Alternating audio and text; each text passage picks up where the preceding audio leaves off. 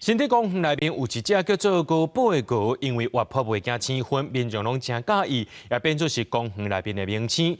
不过最近有民众发现讲，这过年了后，高宝就失踪啊。市政府表示讲，目前是无接到通报，不过会加强巡视，提升公园的安全。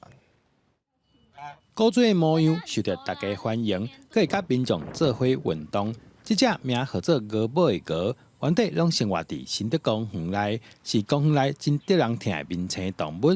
不过民众过年后煞拢找无伊。很可惜啊，一只可爱的鹅，希望它赶快回来，对，不要变宠物了。它那个背上好像不大一样。很漂亮嘛，一只。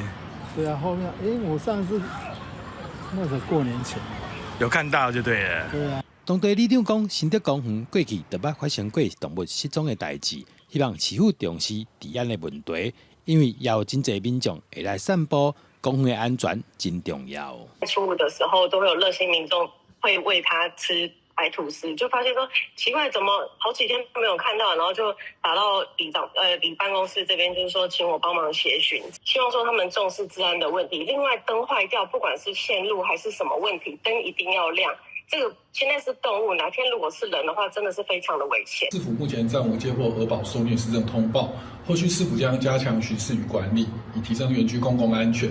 市府指出，新竹公园算开放性的场域，内底动物大部分拢是民众来遮放饲，不过平常时拢有人负责清洁工作，未来会阁加强巡视，提升公园内的安全。记者杜君和新竹报道。